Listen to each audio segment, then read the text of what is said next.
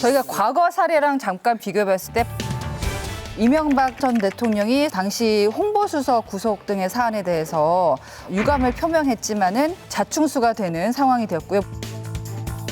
내 주위에 비리를 저지른 사람이 생길 때마다 가슴이 꽉 막힙니다. 저는 국민 여러분들께 할 말이 없습니다. 또 문재인 전 대통령 같은 경우도 조국 전 법무장관 문제와 관련해서 너무 늦게 사과를 해서 오히려 자충수가 됐다는 비판이 있었는데요. 국민들 높이에 맞지 않다 그런 이제 비판을 받고 있어서 굉장히 이제 송구스럽다는 말씀을 드리고요. 문재인 전 대통령 얘기 나왔어요. 아니요. 네. 좀 과거하고 조금 달라요. 네. 당의 시기에 발생된 문제에 대해서 하지만 그것이 국민들한테 충격을 줬고 민심이 떠나니까 사과를 한 건데 문 전 대통령은 왜 늦게 사과한 거예요, 그러면? 조국 전 장관이 요 두 단계가 있잖아요. 하나는 내정하고 예. 청문회하고 임명 강행할 거냐 말 거냐. 뭐 저도 그때 의견을 드렸습니다만 강행을 했잖아요. 그리고 한 달 후에 사퇴를 한 거 아니에요. 그러니까 결과적으로 그거는 인사권자로서 조국 장관이 사퇴를 했기 때문에 사과하는 거고요. 또 한 번의 사과가 있었어요. 그게 뭐냐면 추미애 법무부 장관과 윤석열 검찰총장이 충돌했을 때 직무정지를 했잖아요. 그래서 다시 검찰총장이 복귀를 하게 돼요.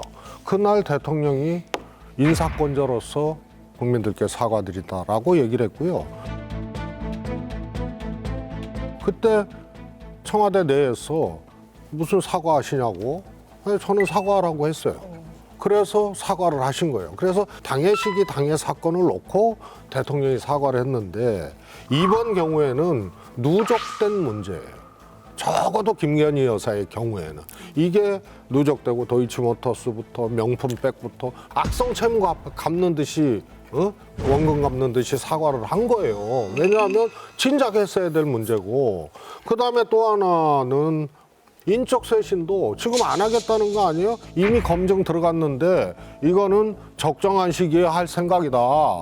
적절한 시기에 인사를 통한 쇄신의 면모를 보여드리기 위해서 인재풀에 대한 물색과 또 검증과 이런 것에 들어가 있다는.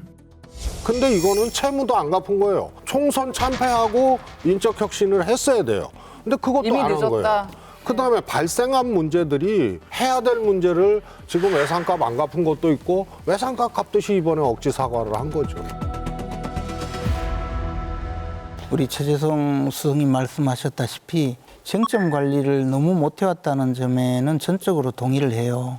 그리고 왜 저런 문제를 키우고 있을까?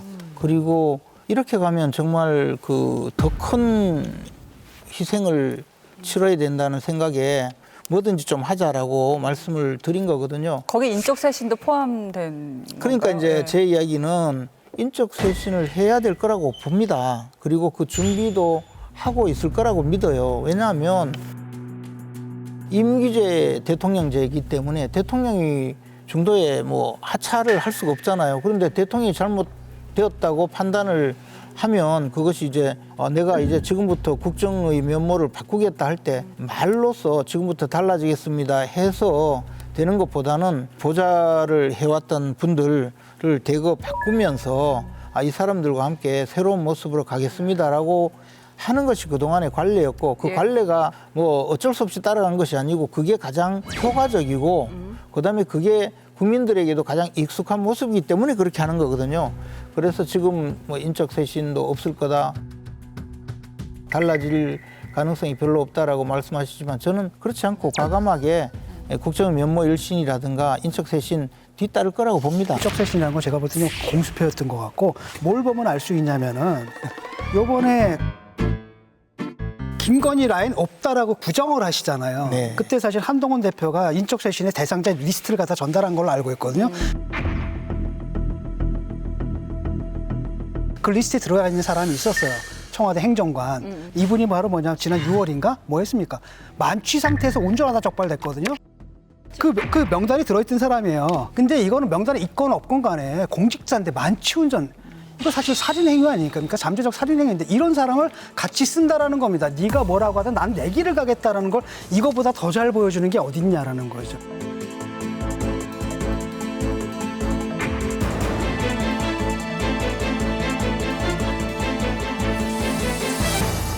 이 기자회견이 왜 했냐의 문제에서 기자회견 평가를 해야 돼요. 위기 상황에서 한 거 아니에요. 한동훈 때문에 땡겨서 했는데 땡겨서 했다는 거는 보통 그런 거예요. 뭔가 내용이 한 방이 있을 때 하는 거예요. 그래서 나는 끄떡없어. 야, 땡겨서 해. 그리고 안 변했어. 이번에 확인한 거거든요. 마이웨이 하겠다는 거예요.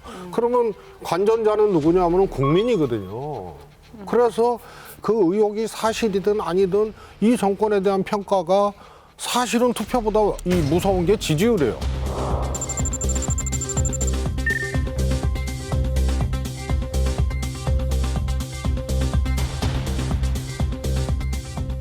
국민들은 내가 뒤통수 맞은 것 같다 이런 생각을 할 거예요. 지지율 그래서 올리는 꼼수는 쓰지 않겠다. 지지율 안 올라가요. 올라갈 수가 없고. 누적돼 왔던 것이 지금 위기로 나타난 예. 건데 이걸로 끝나는 사건이 아니고 또 있어요. 굉장한 치명타가 될 거다. 난.